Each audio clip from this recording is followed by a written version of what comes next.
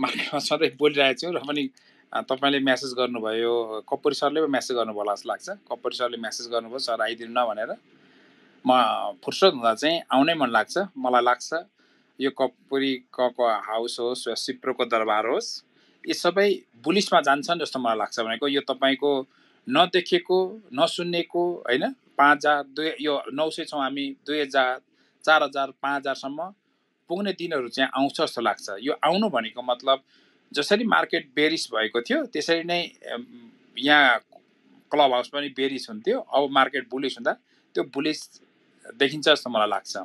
तथापि समग्र हिसाबले हेर्ने भए हाम्रो देश कस्तो अवस्थामा छ, देशको अर्थतन्त्र के हो अनि हामीले कस्तो स्ट्र्याटेजी अपनाउनु पर्छ भन्ने कुरा फरक हो। अब स्टक मार्केट भनेको एउटा खास वस्तुगत र विभागीय विषय हो। जहिले मैले भनेको छु राज्यले सुरुमै आँखा लगाइरहेको छैन, तर पोलिसी मेकरलाई यो कुरा चाहिँ हामीले कानमा बुझाइसकेको छौं कि नेपालको अर्थतन्त्र चलायमान हुनलाई अबको दिनमा स्टक मार्केट र जग्गा यो नै हो। जग्गाले माथि नै गएको सम्झिनुहुन्छ भने यही स्टक मार्केटले चाहिँ हाम्रो अर्थतन्त्र चलायमान हुन सक्छ भन्ने चाहिँ हामीले सप्रमाण पेश गरिरहेका छौं हैन।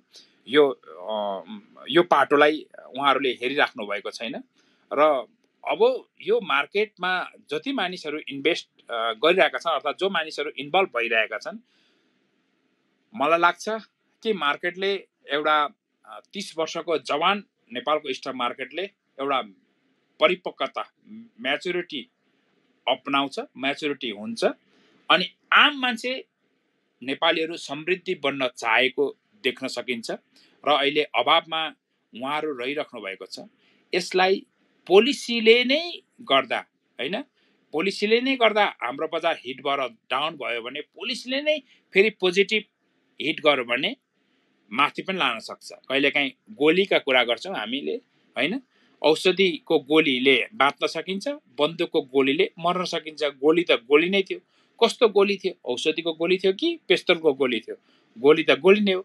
औषधिको गोलीले पनि कहिलेकाहीँ मर्न सकिन्छ कि डेट एक्सपायर औषधिको गोली रहेछ भने त्यसले पनि मर्न सकिन्छ। फेरि पिस्तोलको गोलीले पनि कहिलेकाहीँ बाँच्न सकिन्छ कि त्यो पिस्तोलको गोली र पिस्तोल चाहिँ एउटा नेपाली सेनाको हातमा थियो, नेपाल प्रहरीको हातमा थियो भने बाँच्न सकिन्छ कि आतंककारीको हातमा भयो भने मर्न सकिन्छ हैन। यो मार्केटलाई पनि हामी समग्र मार्केटलाई ड्राइभ गर्ने भनेको स्टक मार्केटलाई पोलिसीले हो।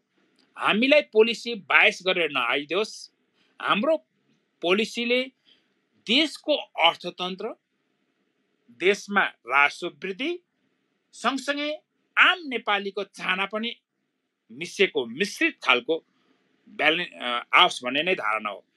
त्यस्तो बनाउन खास अर्थमन्त्रीले खोज्नु पर्थ्यो। आर्थिक विधेयकमा, आर्थिक नीतिमा ती कुरा हालेको भए बाध्यतावश गभर्नर ज्यूहरूले उहाँहरूको स्वायत्त निकायबाट यसलाई सपोर्ट गर्ने बन्न सक्थ्यो। तथापि यो जुन क्राइसिस छ, यो क्राइसिसबाट उन्मुक्ति दिन एउटा हिरोको रोल खेल्ने चाहिँ राष्ट्रिय बैंकले नै हो। मैले आफ्नो फेसबुकको स्ट्याटसमा पनि यही कुरा राखेको छु। उहाँ हिरो बन्ने कि जिरो बन्ने, मलाई लाग्छ उहाँ अवश्य पनि हिरो बन्नुहुनेछ र हाम्रो मार्केटलाई मात्रै नभएर समग्र अर्थतन्त्र चलायमान गर्ने खालको नीतिगत सुधार आउने मौद्रिक नीतिमा ल्याउनु हुनेछ भन्ने विश्वास लिएको छु। यही विश्वासको साथ सम्पूर्ण लगानीकर्ता पनि रहेको कुरा चाहिँ 943 जनालाई अवगत गराउँदै म बिदा हुन्छु। फेरि केही पर्यो भने बोल्ने छु। हस्, धन्यवाद। सर, मेरो भनाइ के हो भनेपछि 1100बाट 3200 सम्मको बुलमा जुन ब्याङ्कहरूले पर्फर्म गरेको थिएनन् र त्यसपछि 2022 जुलाईमा लाइफ, नन लाइफ र होटल तीनवटा सेक्टर अनि ब्याङ्कको 3-4वटा स्टक अनि यिनी स्टकहरू तपाईँको 2022 जुलाईमै आफ्नो लो लगाइसकेर हालसम्म अलमोस्ट सबै स्टकहरू हायर लोमा चलिराखेको अवस्था छ। नयाँ लो मोडिफाई एउटोले पनि गरेको छैन, अझ धेरैमा त डबल बटमसम्म पनि बनेको छैन। यस्तोमा कहीँ नेपालको शेयर बजार नयाँ मोडालिटीबाट चल्नको लागि तयारी गरेको किनकि 50% अहिले पनि धेरै तपाईँको लाइफ नन लाइफ अनि होटलमा 50% मजाले एक वर्षमा तपाईँको क्यापिटल गेन दिइराखेको अवस्था छ यदि कोहीले होल्ड गरेकै अवस्थामा छ भने। अनि मैले भन्न खोजेको के अथवा बुझ्न खोजेको के भनेपछि हाम्रो शेयर बजार नयाँ मोडालिटीबाट चल्न खोजेको त होइन, किनभने त्यसलाई एउटा ब्याकअप केले पनि गर्छ भने अहिलेकै अवस्थामा यो ब्याङ्कहरूलाई खास गरी यो लार्ज क्याप ब्याङ्कहरूलाई यही लगानीकर्ताहरूले उठाउन सकिने अवस्था त देखिँदैन। अनि त्यस्तोमा हाम्रो बजार के नयाँ?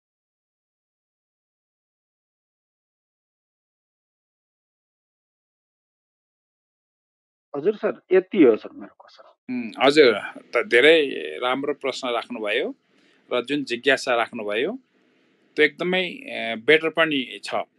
सुरुको क्लब हाउसमा म आएर बोलेको पनि थिएँ, बजार 2200 2400 यस्तै हुँदाखेरि मलाई यस्तो लाग्छ कि यो बेरिस बजार भइहाल्यो हाम्रो मार्केट पनि भने बेरिस बजारमा पनि बुलिस चल्न सक्ने स्टक भन्ने एउटा चिलेमे हो कि जस्तो मलाई लाग्छ भनेको पनि थिएँ होइन।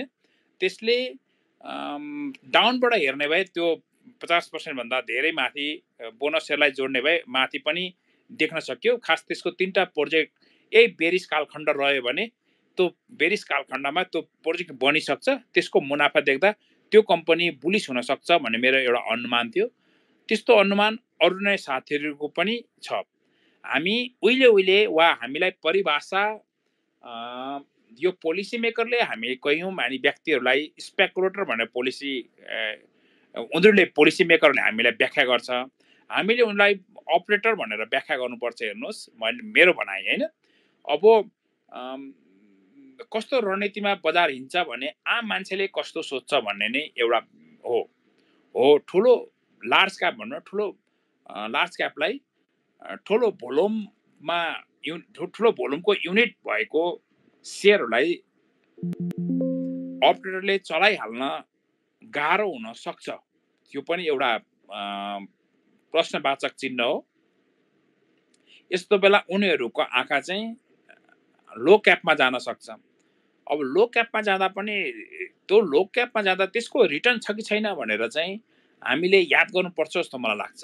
यदि रिटर्न छैन भने यो चाहिँ एउटा ट्रेडिङको लागि मात्रै है, हामीले कारोबारी गर्नको लागि मात्रै है यो कम्पनी भनेर चाहिँ सम्झिनु बेटर हुन्छ जस्तो मलाई लाग्छ।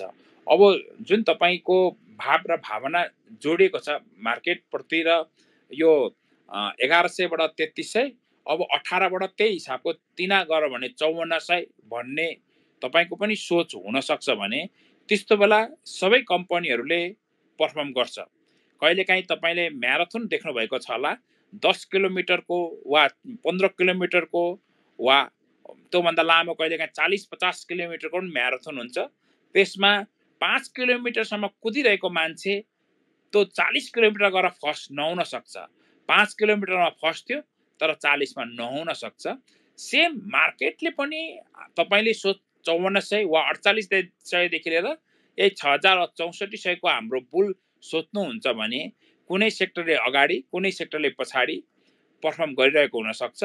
मलाई लाग्छ बजार 30 वर्षको भयो, परिपक्व भयो, लगानीकर्ताहरू पनि यो बेरमा यो कोभिड पछि आए र यो बेरमा धेरै कुरा सिके। त्यो सिकाइ अनि त्यो भोगाई मार्केटमा रिफ्लेक्ट हुन्छ जस्तो मलाई लाग्छ हैन। र सबै सेक्टरहरू चाहिँ चल्छ जस्तो मलाई लाग्छ, मलाई आफूलाई हैन। अब मैले यो सेक्टर कसरी चल्छ, कसरी कहाँ पुग्छ भन्नु भने मैले चाहिँ बजार 2584 जब पुग्छ त्यस बेला चाहिँ म क्लियर हुन्छु र म भन्न सक्छु भन्ने हो हैन। अब पैसाको मनीको फ्लो पनि कसरी हुन्छ त्यो कुरा पनि हामीले ध्यान दिनुपर्छ। अब यहाँ राज्यले नजानेको कुरा चाहिँ यति मात्रै हो कि उहाँ राष्ट्रिय ब्याङ्कका कोही कर्मचारी तल सुन्नु भएको रहेछ भने पनि बुझिदिनु पर्यो। कर्मचारी देशमा तलब खानुहुन्छ, तलब खानलाई कसैले कर तिरेको पैसै हो। त्यो कर लगानीकर्ताले पनि तिर्न चाहन्छ, लगानीकर्ताले गोजीको तिर्न चाहँदैन, कमाईबाट तिर्न चाहन्छ। कमाइबाट तिर्न चाहन्छ भनेपछि उसले मार्केटमा कमाउँदा मात्रै कर आउँछ, कमाएन भने कर आउँदैन। उसलाई कमाउनको लागि पहिला फन्डको आवश्यक पर्छ। त्यसै कारण तपाईले त्यो 12 को फन्ड हटाइदिनु होला। फन्ड उसले जति चलाउन सक्छ बिगले नै चलाउने हो। मार्केट सानाले ठुलो फन्ड लिन पनि सक्दैन र चलाउने आइडिया पनि हुँदैन। सबै टर्मिनोलोजी अनि उसँग अनुभव, प्र्याक्टिस र रिस्क बोक्न सक्ने क्षमता पनि हुँदैन। जोसँग रिस्क बोक्ने क्षमता छ त्यो व्यक्तिले कर्जा चलाउँछ, लोन चलाउँछ, उसैले बजार पनि चल्छ।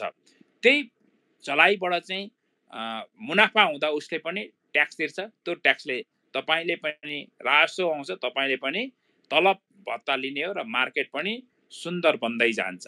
मेरो भनाइ यति नै हो र तपाईसँग, तपाईको कुरासँग म कयौं कुरामा सहमत छु। धन्यवाद।